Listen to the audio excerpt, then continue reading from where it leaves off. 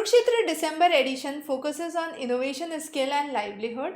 Now, here the foremost thing that we understand is skilling the India through the Atmanirbhar Bharat. If we focus on the median age of the young population in India, it is around 28 to 29 years, and nearly 55% of the population is in the working age group of 20 to 60 years.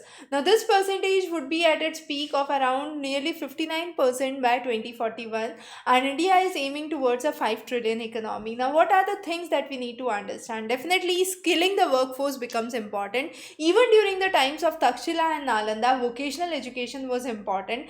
Banbhat's Kadambari describes good education as a contribution of 64 kalas or arts, and then there are various branches of knowledge which were also called as the knowledge of many arts and now called as liberal arts. There are three R's for the formalization of study, which is reading, writing, and arithmetic, as an important step.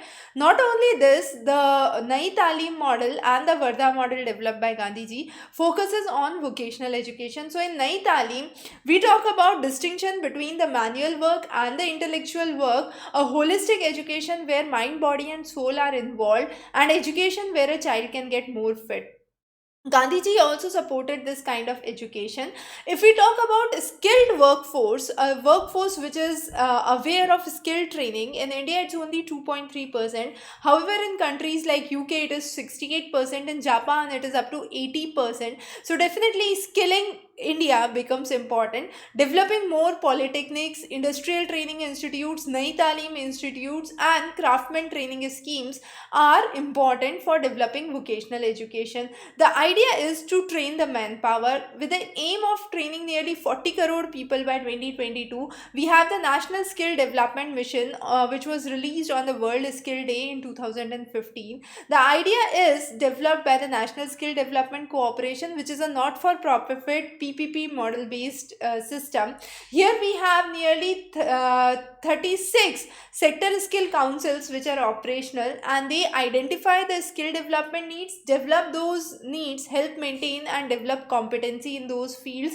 There is again a national skill qualification framework which is adopted, and this talks about quality assurance framework across the 10 different frameworks for skill learning.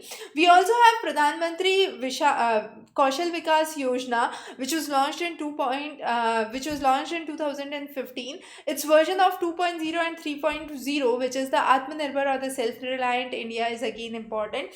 Our new National Education Policy 2020 focuses on vocational education, bringing in 10% vocational courses under the National Skill Qualification Framework has been adopted, and this restructures the model for skilling India and training more programs. So previously, where it was a 4-year program, 9 to 12th, it is 2-year model, 9th and 10th, 11th and 12th. And then we have a National Committee for Integration of Vocational Education, which includes experts from vocational education ministries and industries. Lok Vidya, which makes it accessible to students. Higher educational institutions now allow certificate courses under various streams. And then we also have the Go Local model for vocational education, which is through the Saath E scheme, the Sustainable Action for Human Transformation, for transformation of human capital education.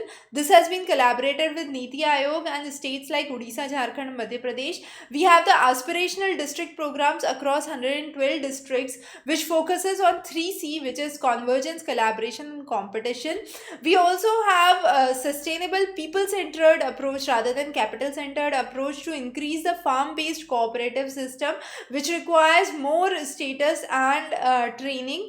Then there are certain challenges when it comes to skill training. What are those challenges? Sometimes there is problem with skill certification, lack of experts, low coverage, improper resources, obsolete technology, less women workforce participation, more employment opportunities, but opportunities mainly in the unorganized sector. Entrepreneurs are not included in the formal system of education. There is inadequate guidance and mentorship. So, to bring in more prosperity, cooperative models are again important. Cooperative models like Amul Cooperative has been a spearhead in order to explain how rural areas can actually prosper, and cooperation comes under state subject. So we aim to recapitalize and revive the cooperative sector. Developing a separate ministry as Ministry of Cooperation was one of the ideas which were put, and Sahakar se Samriddhi was the initiative. Similarly, various non-credit cooperatives, for example, fishery, livestock, dairy, multi-purpose cooperatives, are considered as farm-based cooperatives. There are primary agricultural credit societies and various farmers which are enrolled in cooperatives. We also have sustainable livelihood and skill development. Now, these are the capital formation across various segments. What are those 6 segments? Human, social, physical, natural, financial, and informational capital. Now, the hard skills as well as soft skills are required. What are the hard skills? Business capital, management capabilities, business planning, traceability. However, the soft skill involves negotiation, persuasion, monitoring, and so on. So, we need to focus on a proper roadmap design. What are the collaborations? What are the convergence that can be there?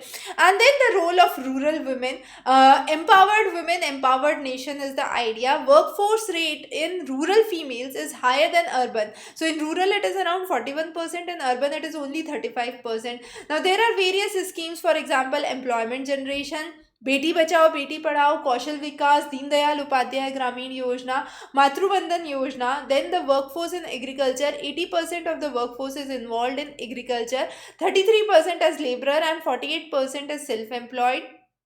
So this makes sure that women have a substantial role in the demographic development. Also there are schemes which are specifically supporting the female workers and the female farmers. The Ministry for Agriculture and Farm Development and Rural Development have launched programs like Atma, which is the extension program for extension reforms. Skill development is specifically for women. Women friendly handbooks, gender sensitization modules have been released. Now for empowering women, there are Pradhan Mantri Kaushal Vikas Yojana, research projects by ICAR, which is under the Central Institute for Women for Agriculture. The Mahila Kisan Sashaktikaryan Pariyojana launched by Ministry of Rural Development. Various other programs which specifically target to women and child care. Biotech Krishi Innovation Science Platform, which is the Biotech Kisan initiative. Then we have Sabka Saath Sabka Vikas under the Matruvandhan Yojana, One Stop Centers, Gender Budgeting Scheme, Mission Shakti under Ministry of Women and Child Development. Now the various scheme, which scheme falls under which ministry is again an important question. For financial independence, we have the Mudra scheme, Jandan Yojana, and Employment Guarantee scheme. And we have seen that the Global Gender Report, there has been a significant gap of 0.66 which was actually seen. So to bring in more innovation and entrepreneurship skills, non-farm activities would be promoted, more innovation would be promoted, more attention for participation of the youth development programs would be given, and a separate ministry has been created for skill development and entrepreneurship programs. We have certain important schemes like Ajivika skill development, which is for the professional aspirations, Kaushal Vikas, as we already said, for training the rural youth, nearly 24 lakh rural youth. Sankalp scheme, which is the skill acquisition and knowledge awareness for livelihood promotion. There are various stages like institutional strengthening, quality assurance, and fellowship programs. Innovations in the startup, which can be the Rashtriya Krishi Vikas Yojana, which focuses on Raftar, the remunerative approach for agriculture and allied rejuvenation. Focusing on Digi Saksham, which focuses on digital skill programs for more employment. You have nearly 3 lakh youth which have been trained free of cost for with the digital appliances and digital basis. Now, Nanopics is one of the examples which could generate revenue, and this has been one of the incubation programs. Sirmaur in Himachal has the She Heart program. Telangana has the Telangana State Cell Innovation, and then we have various important programs. For example, the Sapt Krishi, which talks about the perishable life of the shelf life of the perishable products. 1090 is a portable cold storage unit to reduce the post harvest losses.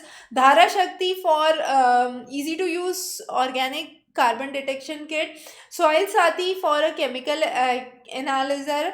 Thanos, which is a drone-based automatic spraying platform. Avatar, small wind turbine, again for renewable energy solutions. So Vocal for Local is another dream project which helps us India make Atmanirbhar Bharat. So there are 5 pillars for it: economy, infrastructure, our system, our demography, and demand. So these 5 pillars are very, very important and essential to understand. The next important thing that we need to focus is the statue of peace. Now this is statue of peace where you have the Jain Acharya Shri Vallabh Sureshwar Ji Maharaj, and this is where the major idea has been taken for. India has been reviving with toy economy, competing in the global market. As of now, we import 80% of our toys from abroad and making us a toy economy, whereas minimum toy making population can actually have handmade toys in India. There are 10 different sectors with the PLI scheme, which is the production linked scheme, mainly the chemistry, pharmaceutical, telecom, technical, textiles, food production, solar power equipments, and so on. So all these needs to be revived and taken into account and must be focused on to have better options that can be generated. So those are some of the important aspects that we have understood here. Definitely we have more important topics that have been covered in the Kurukshetra, but the most important thing that we need to focus on is understanding how the various sectors can grow. So MSME is another important sector which nearly says that in India the rural areas, 20% of the MSMEs are based in the rural areas. So to sustain the economic growth and increase export is important. They have been helpful in generating employment mainly in the micro firms, the very small firms. And the survey of job creation and outlook in the MSME says that hospitality and tourism, followed by textile, were the top major job creators as of now. We have various government initiatives for the same, and those are mainly better credit facilities, better market, better technology, ease of doing business, and social security. Now these have been influenced by steps which have been encouraging for startups, operations and growth, simplifying of the rule and order, easy governance practices, better technology, clustering of the MSMEs together.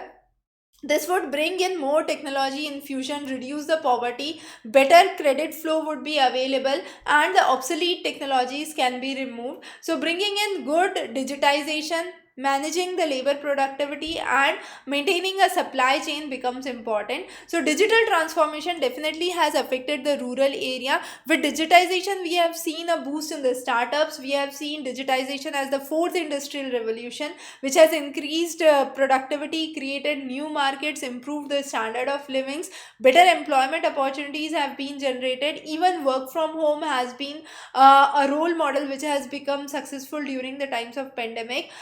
In the agriculture, we have ENAM scheme which has come up. Intello Labs talks about digital products to access, which brings in access to the farmers and the retailers based on bringing information on the quality of the products. Bejic Foundation has enabled the wholesalers to discover new suppliers, maintain the ledger and accounts.